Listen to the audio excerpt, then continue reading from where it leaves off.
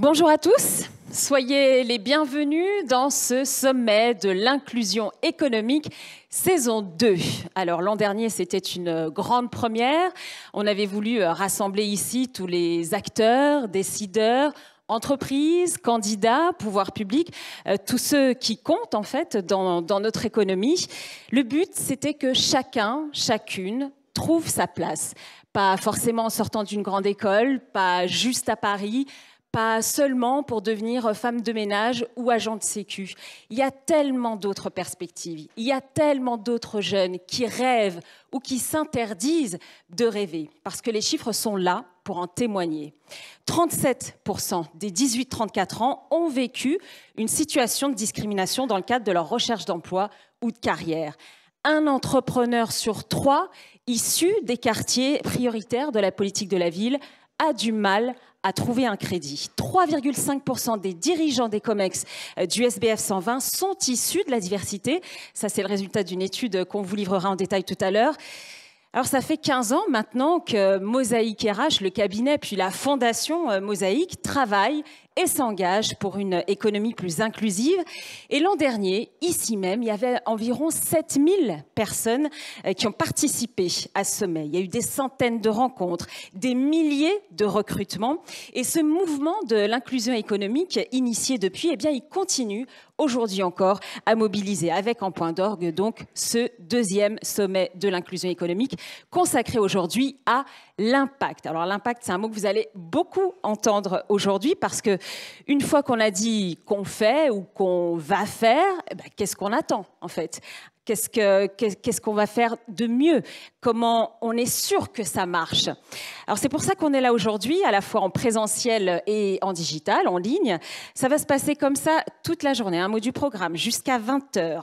À chaque heure pile, ici même, sur cette estrade, il y aura donc des plénières avec des intervenants, des keynotes.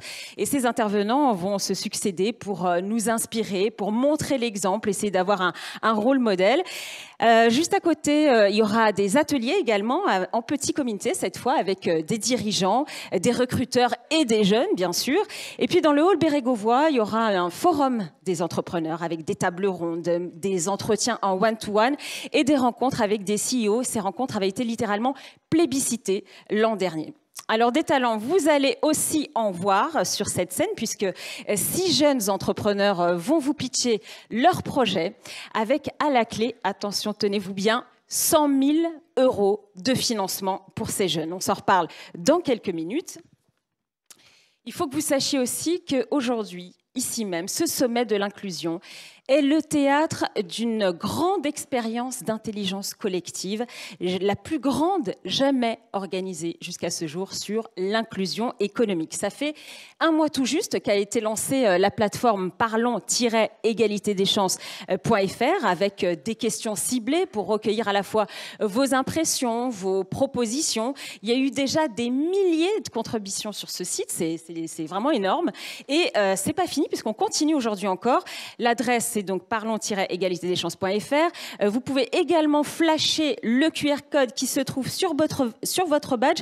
Si vous regardez le badge, en fait, il y a pas mal de QR codes. Retournez-le, madame. Vous voyez, il y a programme, puis parlons égalité des chances. Si vous flashez ce QR code, eh bien, vous tombez sur cette plateforme et vous pouvez, vous aussi, participer jusqu'à 18h.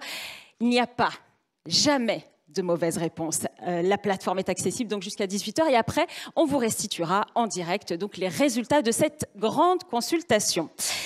Avant d'accueillir nos premiers intervenants, on va écouter celui qui nous reçoit ici, chez lui, l'un des fidèles soutiens de la cause qui nous réunit tous aujourd'hui, Monsieur le ministre de l'Économie, des Finances, de la Souveraineté industrielle et numérique, Monsieur Bruno Le Maire. Bonjour à toutes et à tous. Vous êtes réunis très nombreux à Bercy pour ce deuxième sommet de l'inclusion économique. C'est un événement magnifique auquel j'attache beaucoup d'importance et je voudrais féliciter Saïd Hamouche, le président de la Fondation Mosaïque, pour son organisation. Je ne peux malheureusement pas être présent, mais je tenais à vous adresser un message simple. Le gouvernement est totalement mobilisé pour l'accès de tous à l'emploi. Et je compte sur vous, dirigeants d'entreprise, responsables de services publics, pour valoriser les talents de notre pays, quelles que soient leurs origines. C'est la seule façon de parvenir à notre objectif stratégique, le plein emploi en 2027. Le gouvernement croit dans l'insertion par le travail. Avoir un emploi, c'est de l'indépendance, c'est le sentiment d'être utile, c'est trouver sa place dans la société, c'est servir les autres, c'est pouvoir construire son propre destin. C'est pourquoi, depuis 2017, nous avons un objectif, que chacun puisse vivre de son travail. Les résultats sont encourageants, avec un taux d'emploi qui est au plus haut depuis un demi-siècle, des jeunes de mieux en mieux intégrés, et nous vous devons ces résultats à vous tous qui créez de la richesse, mais aussi aux politiques qui ont été mises en place pour ne laisser personne au bord de la route. Je pense aux internats d'excellence pour accompagner les lycéens les plus motivés. Je pense au dispositif Immersion Facile pour permettre à nos jeunes de se familiariser au monde de l'entreprise. Je pense aux moyens sans précédent qui ont été mis sur l'apprentissage avec 700 000 apprentis l'année dernière grâce au dispositif Un jeune, une solution. Pourtant, je vois bien que trop de nos compatriotes qui ont étudié à l'école de la République, qui parfois en sont diplômés, se sentent encore mis à l'écart de la vie professionnelle. Les discriminations doivent cesser partout où elles demeurent. Et vous devez nous aider à y remédier. Les entreprises, les administrations ont évidemment un rôle à jouer. Vous ne pouvez plus seulement, je le dis pour ces entreprises et ces administrations, considérer vos objectifs de résultats ou de chiffre d'affaires comme l'alpha et l'oméga de votre succès. Vous devez également prendre en compte votre impact sociétal, c'est-à-dire la façon dont vous pouvez changer la société. De la même façon que vous vous êtes engagé pour la transition écologique ou la parité, j'attends ainsi que vous meniez des recrutements plus diversifiés selon l'origine sociale, culturelle ou territoriale des candidats. C'est votre devoir, c'est notre devoir à tous. C'est d'ailleurs aussi dans votre intérêt, puisque quand on regarde les difficultés de recrutement des entreprises, elles n'ont jamais été aussi fortes depuis près de 15 ans. Malgré cela, le taux de chômage dans les quartiers populaires est toujours 3 fois plus élevé qu'ailleurs en France. Nous devons donc faire en sorte de réconcilier cette contradiction en permettant à tous les jeunes qui sont prêts, motivés à travailler, à leur donner la place qu'ils méritent. On ne peut pas leur demander d'être toujours plus compétents, plus mobiles, plus expérimentés, sans leur offrir de vraies perspectives de carrière et de salaire. Il nous faut mieux les orienter, les valoriser et leur faire confiance. Nous ne devons plus nous priver de la moindre partie de nos talents, aussi divers soient-ils. Nous avons besoin de la richesse des points de vue, besoin des expériences pour innover et pour entreprendre. J'ai donc la conviction que tous ensemble, nous répondrons à nos défis économiques. Je compte sur vous, je compte sur la Fondation Mosaïque pour que chacune et chacun trouve sa juste place dans notre société. Je signerai prochainement un partenariat avec la Fondation Mosaïque pour inscrire son activité dans le temps long et lui permettre de donner des résultats encore meilleurs que ceux qu'elle a déjà obtenus et dont je la remercie. Merci à toutes et à tous.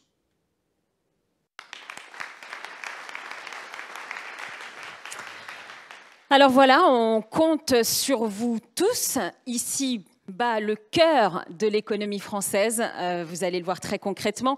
Cette économie, elle va de la petite entreprise de Vénissieux au CFA de Saint-Chély-des-Braques, en passant par la mission locale de La Rochelle. Mais comment relier toutes les forces vives du pays, les inclure avec leurs spécificités, leur parcours, les aspirations propres à chacun?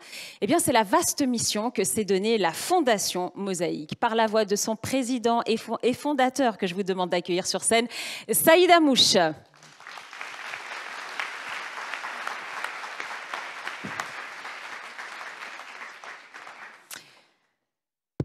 Bonjour Ida.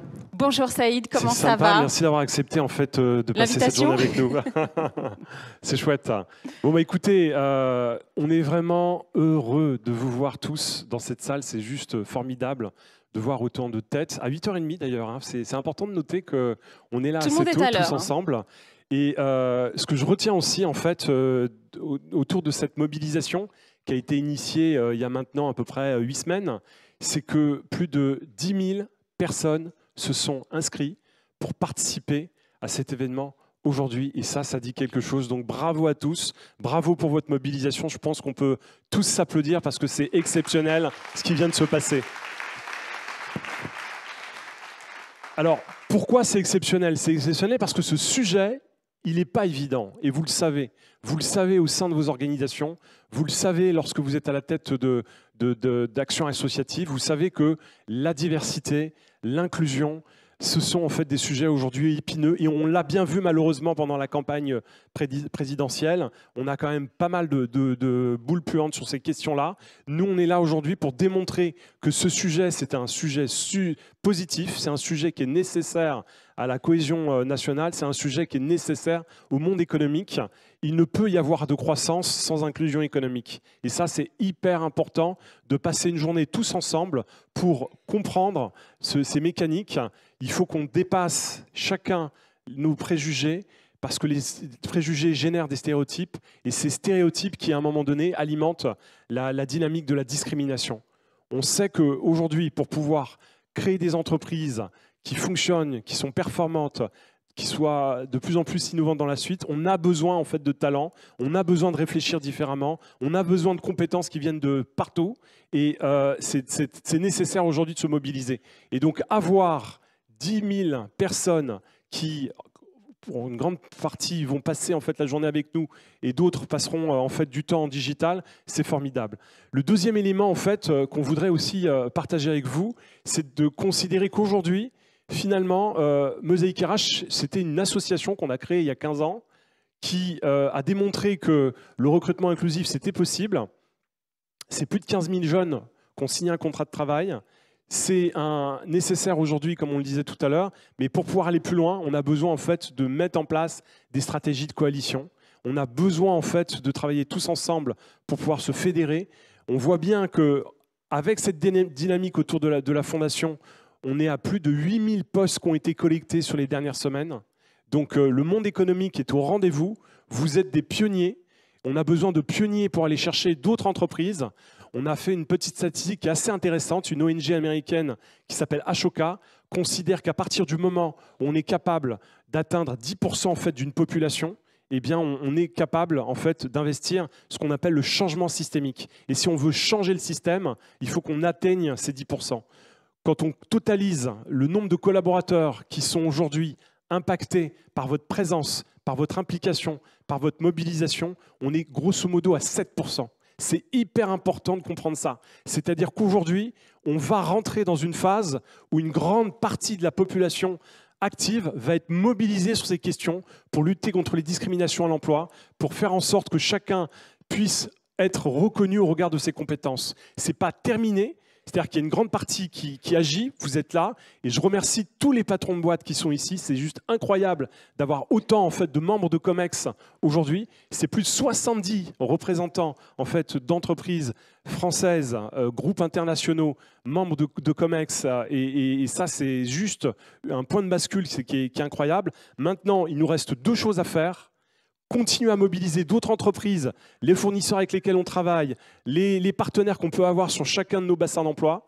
Et puis la deuxième chose, c'est de s'impliquer à fond sur ces questions-là, ne plus être simplement dans l'incantation et la volonté de s'engager, mais d'être dans le concret, en ouvrant des postes, en s'engageant sur la question de l'entrepreneuriat. C'est aussi la diversification des achats, avec des entrepreneurs issus de ces milieux modestes qui ne sont pas connectés avec le monde économique et qui n'attendent qu'une chose, c'est de pouvoir faire du business avec des entreprises qui sont ouvertes et qui veulent se développer. Ces entrepreneurs, on leur a donné rendez-vous aujourd'hui.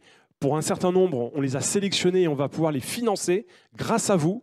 On a une dotation aujourd'hui de 100 000 € en fait, qui va être investie concrètement sur 6 projets, et ce sera vous qui allez le choisir, puisque en réalité, il y a un vote du public et puis un vote qui permettra d'approuver le fonds. Donc ça, c'est la grosse nouveauté de cette année. L'inclusion économique passe aussi par des capacités entrepreneuriales à soutenir, et ça, c'est une bonne nouvelle. Et puis surtout, et ça, c'est la masse, c'est faire en sorte que demain, on puisse installer le recrutement inclusif comme étant une norme. Et ça, c'est possible. C'est possible que, quelle que soit son origine, quel que soit son genre, on puisse en fait être reconnu sur une seule valeur qui est la compétence. Donc, je fais véritablement un appel pour qu'on puisse davantage massifier ce nombre de postes ouverts à la diversité.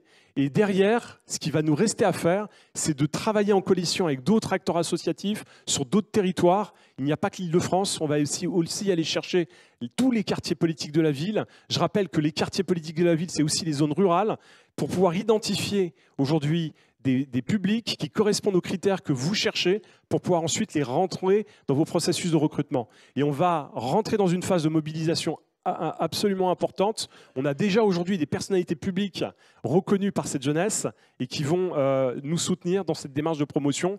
Joey Starr, vedette un peu inattendue, va apporter sa contribution pour pouvoir mettre sa réputation au service en fait, de la cause. Et ça, c'est une très bonne nouvelle. Et je suis certain que d'autres personnalités pourront nous aider à adresser. Donc, on a calculé, ça c'est important aussi à retenir, que l'année dernière, entre l'année dernière et aujourd'hui, c'est à peu près 50 000 recrutements inclusifs qui ont été réalisés.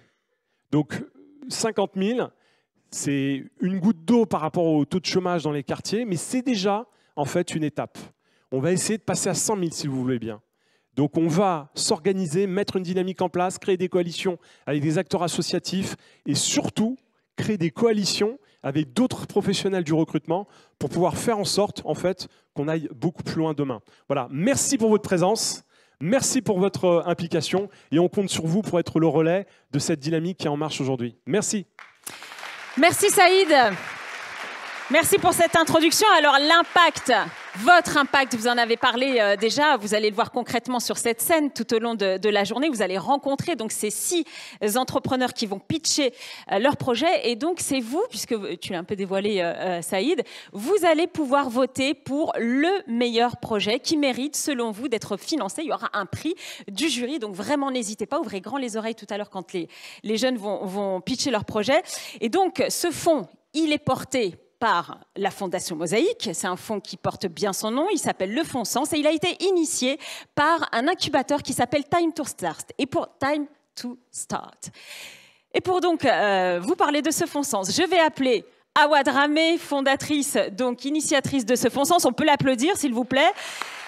Fondatrice et déléguée générale de Time to Start. Prenez place, Awa. Si tu veux rester avec nous, Saïd, tu peux. J'appelle également Kirill Courbouin, CEO de JP Morgan et président du conseil d'administration, du conseil d'orientation de la Fondation Mosaïque.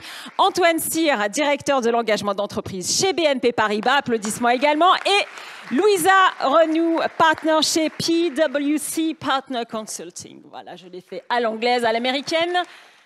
Bienvenue à tous. Alors, juste, j'aimerais qu'on revienne un petit peu en détail sur ce Fonds Sens, qui est donc la grande nouveauté de cette année. Je commence par vous, Awa, puisque Time to Start, c'est justement un incubateur qui aide les entrepreneurs innovants des quartiers populaires à créer leur entreprise. Alors, expliquez-nous, Awa, en quoi consiste ce Fonds Sens que vous avez initié avec la Fondation, justement. Merci beaucoup, Aïda. Alors, avant de rentrer dans le détail du Fonds Sens, je voulais dire que je suis très heureuse d'être ici. Parce que moi, je vois le sommet de l'inclusion un peu comme un baromètre pour évaluer finalement notre capacité à mobiliser. Et je suis très heureuse de voir qu'il y a autant de personnes qui sont mobilisées aujourd'hui, donc vraiment grand bravo. Et effectivement, on a lancé donc, il y a quelques temps le Fonds Sens, partant du constat qu'aujourd'hui, dans les quartiers populaires, il y a un réel potentiel entrepreneurial, une volonté de réussir. Néanmoins, comme vous l'avez dit, très peu ont accès au financement. Donc il y a des dispositifs qui existent et notre métier principal avec Sens, finalement, c'est de créer une coalition autour des acteurs existants. On ne veut pas refaire ce qui existe déjà, on veut vraiment appuyer, faire en sorte qu'il y ait une synergie autour des acteurs existants. Pour appuyer cette coalition, on a décidé de créer un fonds de financement, donc avec Mosaïque RH, avec PwC, qui consiste à donner donc, du prêt gratuit, sans intérêt, sans cofinanceur, sans obligation de garantie bancaire ou de garant, sans obligation de prêt bancaire, sans frais de dossier, sur des montants de 3 à 50 000 euros. Et j'étais venue l'année dernière pour vous parler d'entrepreneuriat. Je m'en souviens très bien. Et donc, je viens encore aujourd'hui pour vous parler d'entrepreneuriat et d'entrepreneuriat inclusif. Aujourd'hui, parler d'entrepreneuriat inclusif, c'est parler de création d'emplois. Avec Time to Start, par exemple, ce que je dis souvent, c'est que j'accompagne les futurs employeurs de nos territoires. Parler d'entrepreneuriat inclusif, c'est parler de dynamisme économique. Parler d'entrepreneuriat inclusif, c'est parler de création de valeur sur nos territoires. Et donc, souvenez-vous, l'année dernière, j'étais venue pour lancer le Fonds Sens. Oui. Et je vous avais dit, imaginez. Je vous avais demandé d'imaginer une structure de Time to Start avec moins de 5 salariés qui s'associe à une structure, Mosaïque RH, plus de 80 salariés, qui s'associe à une société de conseil, PwC, d'envergure internationale, et qui, ensemble, créent un fonds. Je vous ai demandé d'imaginer ça l'année dernière. Cette année, je vous demande d'arrêter d'imaginer, puisqu'on l'a fait. Ensemble, et avec d'autres partenaires, on a créé un fonds d'une valeur structurelle et financière qui vaut aujourd'hui 2 millions d'euros. On a réussi à mobiliser 7 entreprises partenaires qui soutiennent ce fonds, comme BNP Paribas, JP Morgan, AstraZeneca, SFR. On a réussi à financer 8 entrepreneurs. On a réussi à mobiliser 30 d'associations membres de la coalition aujourd'hui. Alors, je vous ai demandé d'imaginer, je vous demande d'imaginer à nouveau, le 29 novembre 2023. Allez. 3e édition du fonds. Ok. Et là, il va se passer quoi alors?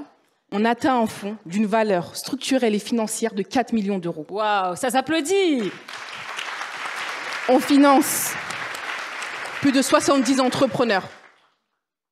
On mobilise une 40aine d'associations autour de la coalition. Les acteurs du financement, les acteurs associatifs, les incubateurs, qui sont déjà une dizaine avec nous, les pouvoirs publics et surtout les entreprises. Donc c'est mon appel aujourd'hui. J'ai 2 choses à vous dire. La première, effectivement, mobilisons-nous. C'est par l'action qu'on arrive à faire bouger les choses. Et ce qu'on a réussi à faire en 1 an, c'est l'action, c'est agir. C'est l'impact. Effectivement, c'est le 2e point. C'est l'innovation d'impact. Alors, l'innovation d'impact, ça ne veut strictement rien dire. Je l'ai inventé hier. OK. Rapidement, Awa. Oui, j'ai essayé de réfléchir à comment on pourrait définir ce qu'on a réussi à faire. Je n'ai pas réussi à trouver un terme. Et finalement, je me suis dit que ce qu'on a réussi à faire le plus fort, c'est cette synergie, cette action collective. Et donc, j'ai décidé de l'appeler innovation d'impact.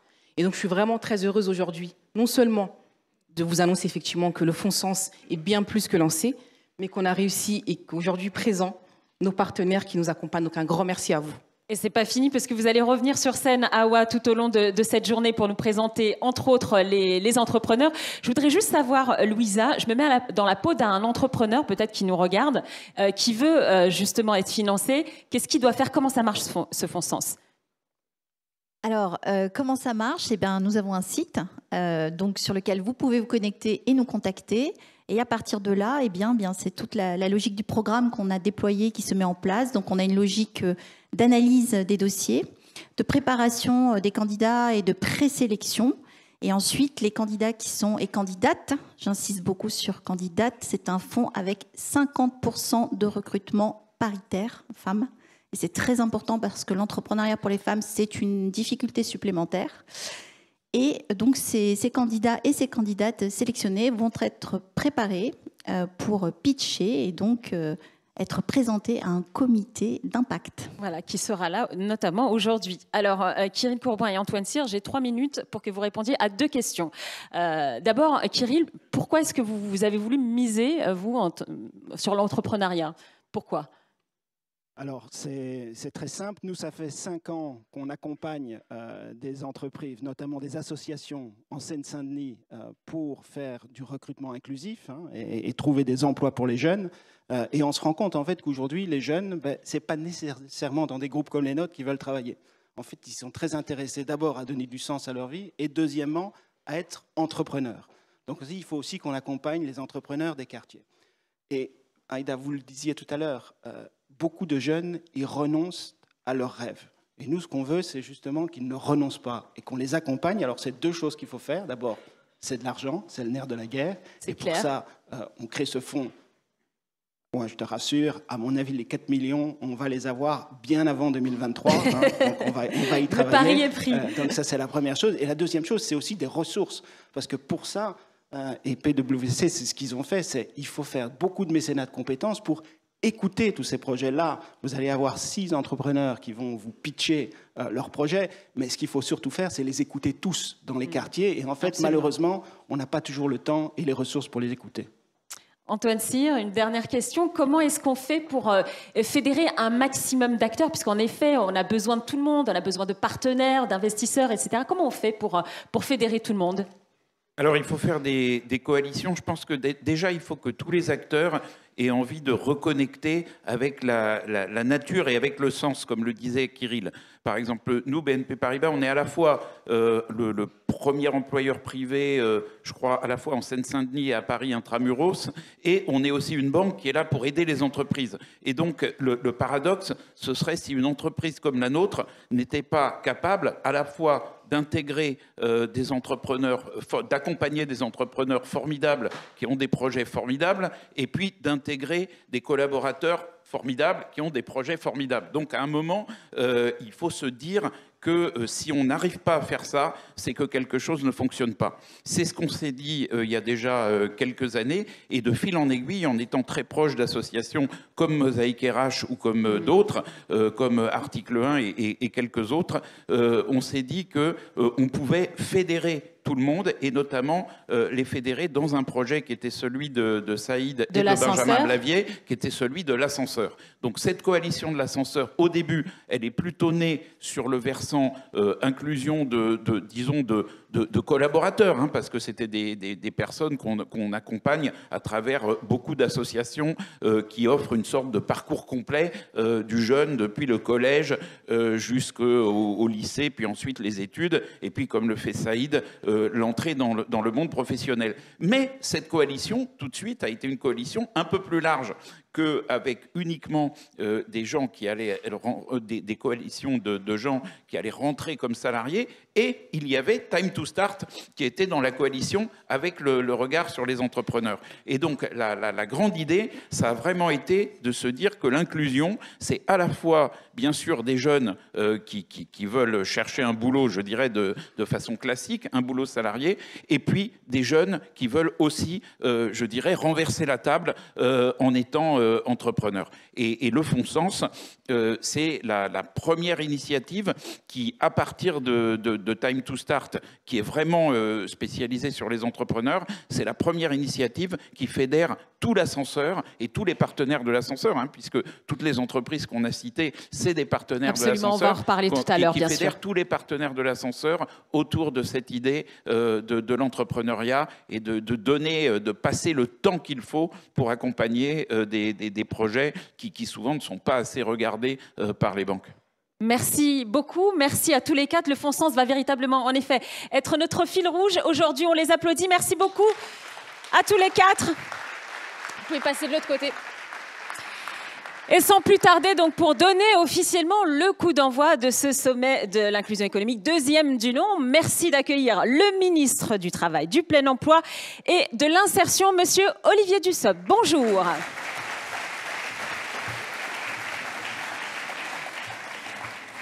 Bien, mesdames et messieurs, cher Saïd, c'est un vrai plaisir pour moi d'être avec vous pour l'ouverture de ce deuxième sommet de l'inclusion et de vous dire tout l'attachement qui est le mien, qui est celui du gouvernement, tel que Bruno Le Maire l'a exprimé il y a un instant, à cette question de l'inclusion et finalement à travers l'inclusion à cette question de l'égalité. L'égalité entre deux candidats au même emploi, quel que soit leur sexe, quelle que soit leur origine, le lieu où ils habitent, le lieu où ils sont nés, mais l'égalité aussi dans les ambitions, dans les parcours, et dans les perspectives de carrière ou encore dans la participation et l'intégration à un collectif de travail.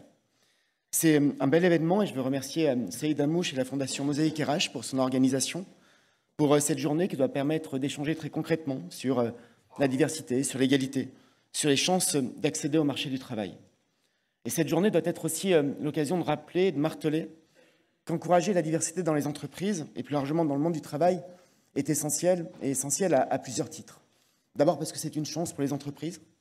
J'ai la conviction que les collectifs de travail sont meilleurs, sont plus performants, qu'ils ont une performance sociale et économique améliorée lorsque la diversité est présente et lorsque ces collectifs sont véritablement représentatifs de la société, lorsque ce sont aussi des collectifs qui donnent des chances de réussite à celles et ceux qui n'en ont pas forcément, du fait des déterminismes sociaux, ou en tout cas moins que certains de leurs collègues de travail. La diversité est importante aussi parce que c'est un des leviers pour atteindre le plein emploi. Et je crois que si nous voulons atteindre cet objectif de plein emploi, nous devons aller chercher tous les profils. Vous devez recruter tous les profils et aller vers des demandeurs d'emploi qui, jusqu'à présent, après 30 ans de chômage de masse, étaient parfois laissés de côté, moins regardés, parce qu'ils n'avaient pas le bon profil, parce qu'ils n'avaient pas les bons réseaux. Et une journée comme celle-ci doit permettre de contribuer encore et toujours à casser, à abaisser ces barrières et ces freins au recrutement. Je suis aussi convaincu que l'accès à l'emploi, au-delà des efforts que vous faites en matière de recrutement, que cet accès à l'emploi est une des clés de la lutte contre les discriminations. C'est une clé d'émancipation, c'est une clé de dignité. Et l'emploi, les promotions professionnelles, les promotions sociales sont évidemment les premiers effets, les premiers outils, pour réparer certaines formes d'injustice ou de prédéterminismes sociaux. C'est pour toutes ces raisons que les politiques d'égalité des chances dans l'accès à l'emploi et dans le monde du travail font évidemment partie des priorités du gouvernement et que nous sommes très heureux de pouvoir compter sur des initiatives privées, associatives, comme celle de la Fondation, pour accompagner, pousser, conforter ce que nous voulons faire, ce que nous faisons, en activant un certain nombre de politiques publiques. Ces politiques publiques, c'est par exemple la volonté de lever des difficultés d'accès à l'emploi dans les quartiers dits prioritaires, avec notamment le dispositif d'emploi franc, que nous allons reconduire en 2023 et qui nous a permis d'accompagner à l'emploi près de 90 000 habitants de quartiers politiques de la ville depuis maintenant 3 ans, en intégrant l'année 2019, 2020 et 2021. C'est avec le même état d'esprit que nous voulons renforcer l'égalité des chances avec l'opération Un jeune, un mentor, et un objectif qui est de passer de 20 000 mentors en 2020 à 200 000 en 2022, pour faire en sorte que là aussi, il y ait plus de jeunes, de candidats qui puissent être accompagnés, qui puissent être soutenus dans leur recherche d'emploi et dans la préparation de leurs projets professionnels. C'est aussi bien sûr l'ambition du plan Un jeune, une solution, plan que nous continuons de mettre en œuvre, qui est un succès puisque près de 4 millions de jeunes ont bénéficié d'une solution de ce plan depuis son lancement. Et il se caractérise évidemment par le développement de l'alternance, par le maintien d'emplois aidés, par la mise en place de formations et la multiplication des accès à la formation ou encore par le développement de la garantie jeune que nous avons transformée le 1er mars dernier en contrat engagement jeune avec la volonté là aussi d'accompagner ces jeunes sans emploi ni solution, sans emploi ni formation, qui représentent encore 12,5% des 15-29 ans dans notre pays. Nous avons un objectif, c'est faire en sorte qu'à l'échelle de chaque année, 300 000 contrats engagement jeunes puissent être signés. Et pour cette année 2022, avec un lancement au printemps, nous allons passer le cap des 250 000 contrats engagement jeunes. Nous reconduisons les dispositifs, nous reconduisons les moyens nécessaires pour 2023, avec la conviction que ce contrat permet soit un accès direct à l'emploi, soit un accès à une formation qualifiante, et que c'est avant tout une période de remobilisation, une période de réassurance pour des jeunes de moins de 26 ans qui rencontrent un moment de difficulté, qui rencontrent un moment de doute aussi, avec parfois le sentiment d'être dans une impasse. Nous avons aussi voulu soutenir un certain nombre d'initiatives plus innovantes au travers de différents financements, je pense notamment au PIC, des initiatives pour faire émerger les talents, des initiatives pour permettre des recrutements que l'on considérait il y a encore quelques temps, quelques mois, parfois quelques années comme atypiques, des opérations stade vers l'emploi, des opérations de soutien à l'insertion par le travail indépendant ou encore à la mise en place d'aide au capital de jeunes créateurs, autant d'initiatives financées dans le cadre du programme d'investissement dans les compétences comme dans le cadre du plan de relance que nous allons renouveler en 2023 avec la conviction que tous ces leviers sont bons, que tous ces leviers sont utiles, que pas un d'entre eux ne doit être abandonné et qu'ils sont aussi la démonstration que c'est la pluralité des moyens, c'est la multiplicité des canaux qui nous permettent d'avancer et d'atteindre ces objectifs. Il y a d'autres chantiers que nous allons ouvrir, d'autres chantiers que nous préparons, avec là aussi la volonté d'aller chercher tous les publics. Je pense notamment à l'engagement pris par le président de la République en matière de réforme, de modernisation, de l'accompagnement des allocataires du RSA. Nous souhaitons, un peu sur le modèle du contrat engagement jeune, que les allocataires du RSA puissent être mieux accompagnés. Il ne s'agit ni de travail gratuit, ni de bénévolat obligatoire. Mais il s'agit de prévoir une offre de formation, d'insertion, sur tous les territoires, adaptée aux situations, tenant compte des empêchements légitimes, pour faire en sorte que les allocataires du RSA puissent être allocataires du RSA le moins longtemps possible. Nous avons des chiffres qui sont dramatiques aujourd'hui.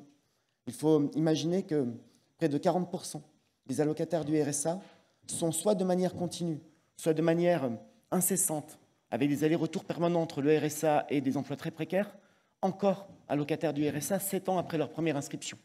Et seuls 3 allocataires du RSA sur 10 sont en emploi 7 ans après leur inscription, et parmi eux, un seul a un emploi stable. Et là aussi, nous devons agir vite, parce que nous savons que c'est dans les tout premiers temps que la remobilisation est efficace, et c'est ainsi que nous allons pouvoir, je crois, les accompagner et leur permettre le retour à l'emploi. C'est le même état d'esprit qui nous guide pour la création de France Travail, avec une volonté, faire en sorte que tous les acteurs de l'emploi soient mieux coordonnés, publics comme privés, privés avec les entreprises, privés avec les opérateurs privés de placement, privés aussi avec le monde associatif, et avec cette volonté d'organiser le service public de l'emploi autour de l'usager, L'usager étant le demandeur d'emploi, l'allocataire d'un minima social, mais aussi le chef d'entreprise qui recrute, à qui nous devons faciliter la vie, à qui nous devons simplifier les choses, à la fois pour faciliter le recrutement, mais aussi pour les accompagner sur des recrutements qui permettent plus de diversité et qui permettent donc d'inclure tous les publics et d'atteindre les objectifs que nous partageons tous. Nous avons la même logique pour les allocataires des minima sociaux que pour les travailleurs ou les demandeurs d'emploi en situation de handicap. C'est la raison pour laquelle la prochaine Convention nationale du handicap, qui se tiendra au printemps prochain, sera évidemment accompagnée d'une feuille de route pour l'emploi des personnes en situation de handicap, feuille de route pilotée par le ministère du Travail et non pas par le ministère des Personnes handicapées, non pas qu'il y ait conflit, non pas qu'il y ait divergence, mais tout simplement parce que nous considérons qu'il s'agit d'une politique d'emploi. Et que si nous considérons que nul n'est inemployable, les politiques d'emploi des personnes en situation de handicap, comme les politiques d'emploi des allocataires de minima sociaux, relèvent du ministère de l'Emploi, avec la volonté, là aussi, de casser les silos et de faire en sorte que les dispositifs qui marchent et qui sont adressés envers tel ou tel public puissent être ouverts à tous les publics dès lors qu'ils sont efficaces et qu'ils permettent de répondre à des difficultés ou à des freins dans l'accès à l'emploi. Je voudrais conclure en disant simplement que nous avons, pour le gouvernement, un intérêt tout particulier pour la journée qui est organisée aujourd'hui, car elle permet de sensibiliser. Cette sensibilisation doit aussi passer par la formation des recruteurs, la formation des salariés, et ce sont des formations à la diversité, des formations à l'inclusion qui doivent être développées partout à chaque fois que nous le pouvons. Cela doit passer aussi par des mesures, par le fait d'avoir des indicateurs. Saïd en a rappelé quelques-uns tout à l'heure, avec des objectifs d'implication, d'inclusion de recruteurs dans des process en faveur de la diversité. Nous devons continuer à travailler sur d'autres indicateurs. Je pense notamment à l'égalité femmes-hommes, avec un index qui aujourd'hui commence à porter ses fruits et qui doit nous permettre aussi de développer d'autres outils de mesure de la diversité et de l'égalité dans les entreprises, dans le monde du travail, pour faire en sorte que ces mesures nous permettent à chaque fois de progresser, à chaque fois d'avancer. Et les exemples qui vont se succéder sur cette scène tout au long de la journée permettront évidemment à celles et ceux qui recrutent, qui travaillent, qui progressent sur le chemin de la diversité et de l'inclusion, de pouvoir s'en inspirer et ainsi d'être encore plus efficaces. Et puis enfin, un dernier mot pour vous dire que la recherche d'impact, qui est au centre des discussions de la journée que vous organisez aujourd'hui, cette recherche d'impact, elle passe aussi par l'exemplarité. Et l'exemplarité, c'est ce que nous faisons tous, vous dans vos entreprises, nous dans les différents ministères. Chaque ministre est aussi chef d'une administration et le ministère du Travail que j'ai l'honneur de diriger aujourd'hui doit aussi s'inscrire dans cette démarche. Ça passe par une convention qui nous unit avec Mosaïque RH. Ça passe aussi par le fait que nous soyons labellisés depuis 2012 sur le label diversité, sur le label égalité. Ça passe par le fait que depuis maintenant un peu plus de 4 ans, à l'initiative du Premier ministre d'alors, Édouard Philippe, nous avons fait en sorte que l'ensemble des ministères s'inscrivent dans cette démarche de labellisation en matière de diversité comme en matière d'égalité. Parce que si nous appelons les entreprises à recruter, à diversifier leur recrutement et à faire preuve d'inclusion dans leur démarche comme dans leur gestion RH, cela passe par un préalable, c'est que nous fassions la même chose pour ce qui nous concerne et pour les recrutements qui nous concernent. C'est ce à quoi nous attachons. Je vous souhaite à toutes et à tous une très bonne journée. Je n'aurai malheureusement pas le plaisir de pouvoir rester beaucoup plus longtemps avec vous, car cette semaine, c'est inhabituel. Le Conseil des ministres se réunit le mardi plutôt que le mercredi. Et donc, dans quelques minutes, je regarde l'heure en même temps que je vous le dis, je devrais vous quitter pour rejoindre le Conseil des ministres et ainsi continuer. Mais je ne doute pas que les actes, les conclusions, les enseignements tirés de cette journée nous seront utiles à tous. Et je ne doute pas que vous passerez une très belle journée, aussi riche, fructueuse qu'intéressante. Merci à toutes et à tous et très bon sommet. Merci, Monsieur le Ministre. Vous revenez ce soir après le Conseil. Alors, on va enchaîner avec notre premier...